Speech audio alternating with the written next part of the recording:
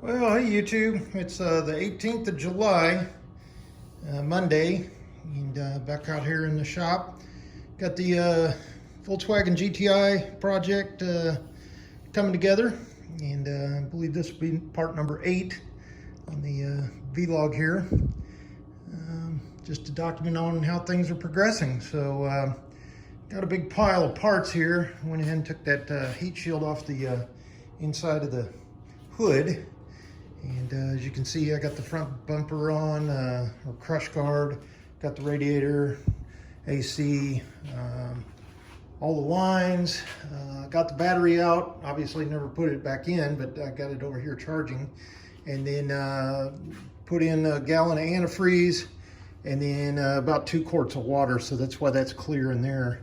Went ahead and ordered another washer fluid, hose and tank. It's all one thing. It was like 60 bucks, $22 here. And basically that's the reason I haven't put the front clip back on. And my blue tape is just a reminder, I got to go back and torque those crush guard bolts. There's 4. There's 2 on the top, 2 on the bottom on here, and then over here. And those actually bolt to the frame, and I can't find any torque specs.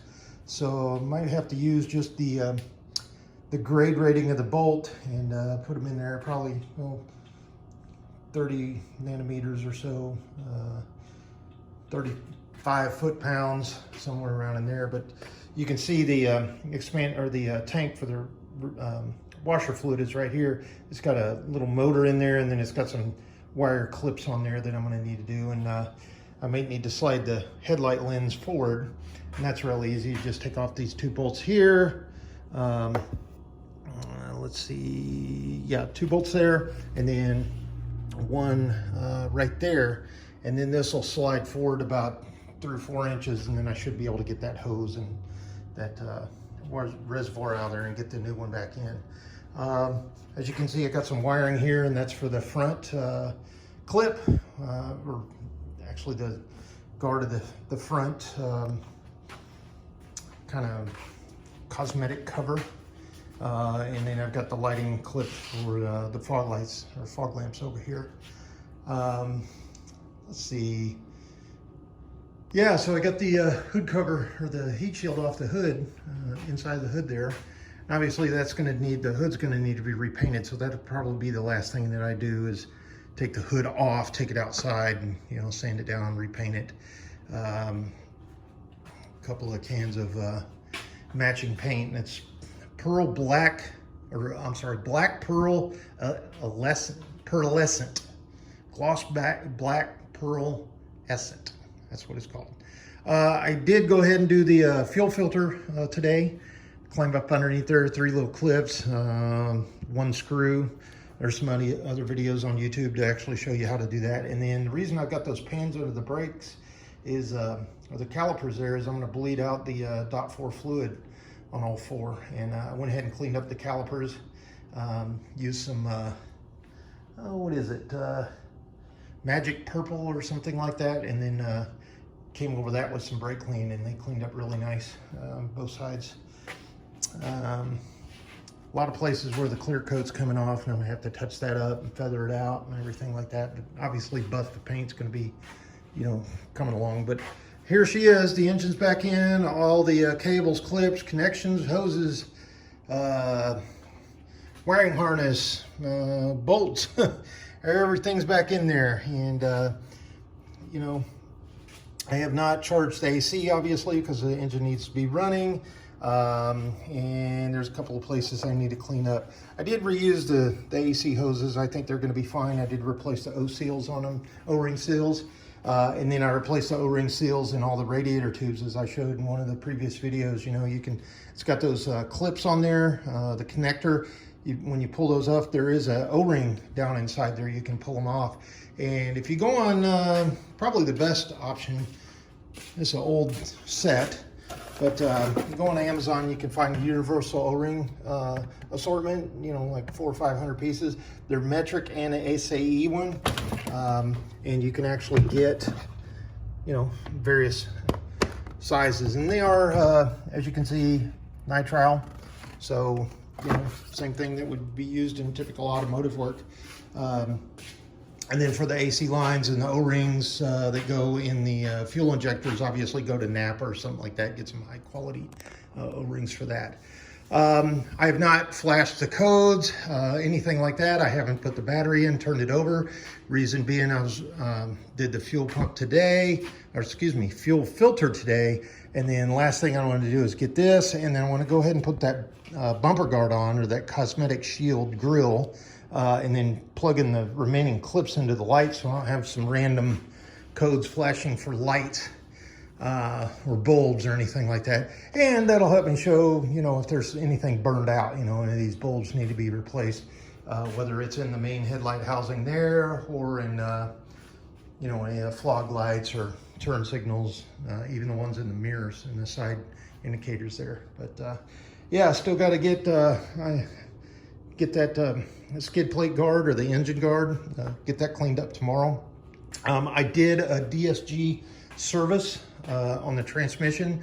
I didn't rebuild the transmission. I didn't replace clutches or anything like that. What I did was I used my fluid pump over here, my transfer pump, drained all the fluid out, and then used the specified DSG clutch gear oil.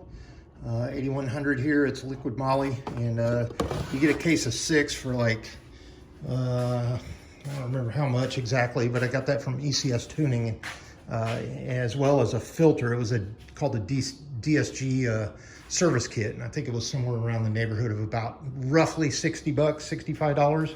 It came with the O-ring, the filter, the fluid itself, and then I actually had the transfer pump to do the manual fill. There is a way to do it with the gravity fed, but that little Amazon job there, that pump right there, is pretty reasonably priced and helps you do anything that, DSG or anything that has, quote, lifetime transmission fluid, that you only can fill it through the fill hole, similar to Mini Coopers, if they've got the 6-speed transmission. Let's see, what else? I could not find the GL12, I believe it's called. Yeah, G12. I couldn't find that coolant, but I was able to find the Pake Violet, and as you can see right there, Volkswagen 2008 and up. So I went ahead and used that. And this is 3.78 liters, so roughly 4 liters. It takes 5 liters, 5.1 liters. So I topped it off with distilled water. And of course that's gonna help in the summertime, obviously. And you know, this is 5-year fluid. It's pre-diluted. It says don't add water, but you can, as long as it's distilled. I didn't use the long life, lifetime 100,000 miles or whatever fluid. Reason being, I'm going to maintain this vehicle a little better, since I'm going to do it myself. The filters that I'm using, manufactured by MANN or MAN. I use the air filter as well as the fuel filter. And then, let's see, I did have to order a turbocharger clip. Reason being is this one was so spread out that it wouldn't actually clip on the side of the turbocharger. So I went to the dealer and actually purchased a new one. And that is to hold this pancake hose on, since I'm going back with the stock intercooler and lines. I want to make sure that they're nice and tight and sealed up. And then these O-rings, like here, where they plug in, I actually have replacements. They're already on there, but they come in those little kits like that. Let's see. The battery, just standard Amazon battery, or excuse me, AutoZone battery. And it's same CCAs as called for in the specs. Just fits right in the battery tray and everything like that. I just happened to put it on the charger, and it's showing right at 13.1 volts, so probably another couple hours. That should charge right up. It's not hot at all, but my charger is getting a little heated. It's about 105 degrees out here this week here in California, so And there's all the residual, the original motor and just random parts over there. As you can see, the radiator shroud, I purchased a replacement for under $75. And here it is right here, it's brand new. It was actually made in Taiwan, and it was shipped out of a warehouse in Las Vegas. And when I got it, I compared it with the old one, and it's exactly the same. The only thing is, it does not have your air conditioning charge sticker, your fan and belt warning sticker or caution sticker, and most importantly, it does not have the emissions sticker, and I'll show you where that's at. It's that silver one right there, and that has to be affixed here in California to pass emissions. So I had to go to the dealer when I went to purchase the other things, and I bought one of those stickers, and just that emission sticker was like $60.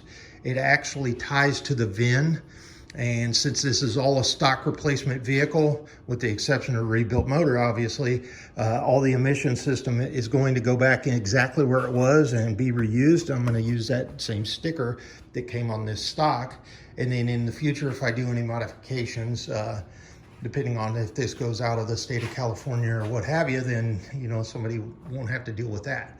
Or if I decide to sell it, then it'll transfer right over.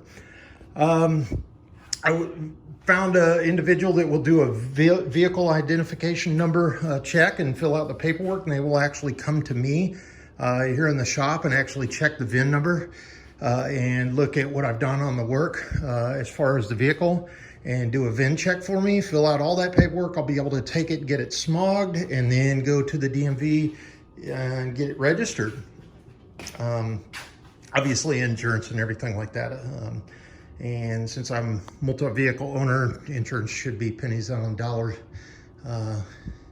for that. And so that's where we're at. There is one thing to point out. I'm probably gonna have to replace these headlight lenses at some point, but where they bolt down here, this one little L bracket right here, it's broke off on this side, so I retained that bolt. It doesn't matter really, it's so, you know, bolted down. I don't know really why, it's just an extra security measure there. And then as you can see, the AC condenser, I didn't go in there with a toothpick or a toothbrush or comb or anything and straighten all the little fins, but I did cleaned it out really good, vacuumed it and sprayed it out, and air blows right through it just perfectly fine. And you know, that's the first thing that bugs are gonna hit. So I figured no sense in doing extra work. It's gonna sit behind the grill, it's gonna sit right up there in the front, and if I need to replace an AC condenser in the future, so be it. I'll pull this front clip part out and then replace that. No big huge issue. This vehicle does have the secondary air injection, so you can see the little secondary pump there. Real important to have that plugged in, because that actually feeds right into here, and blew out all those lines to make sure there's not crud and junk that's going to end up, because that does not go, actually it goes post filter, so your filter sits down in the box, and then that secondary air injection line comes in here and goes through. So real important to get that done. And then on the back of this particular filter, I can't really show you, but pretty much right there, there is a flat part of the air box that goes down. That's actually open, and it's not going to matter because it's going to come through the filter and back out. I just don't know why that's opened up back there. Might need to get a plug or something like that. Somebody might have drilled that out to help it breathe or something. I really don't know. Good news is all the filtered air comes in the top of the air box through this, and this is actually closed off on the bottom, so it's all filtered air going into the turbo, and then ultimately back down through the intercooler, back up, and then into the throttle body here. That's about it, YouTube. I just wanted to catch up the vlog here, and we'll start getting the shop straightened up a little bit better. and cleaned up as we get the clip on, because all the residual stuff is pretty much scattered around in various piles. And just got the last few things here. All these hoses were from the original engine, but I did retain them just in case. But I've just got one screw that's for the headlight. I've got the little bracket that's extra from the original engine, and then that clip that I'm replacing, and then all the lug nuts and lug nut covers, or lug bolts, I guess, that go in the front wheels. And then the wheels are over there. I'm gonna take those outside and power wash those, get those all cleaned up, and then start sorting this pile of stuff to figure out what can go in the garbage, what I'll retain. And then we'll try to get this thing cranked over and started, and see if she'll run sometime this week. So looking forward to that, and we'll make sure we get that on video, and fingers crossed she will turn over and run. I think we'll be fine. I do need to get some fuel. These do call for straight 91 octane, so I've got to go get that. That's not what I run in my other vehicles, not even my little Mini here. So, you know, $8 a gallon or whatever, it's going to be worth it on a brand new engine, so especially with the brand new fuel filter and fuel pump, etc. So going from there. All right, YouTube, we'll talk to you soon.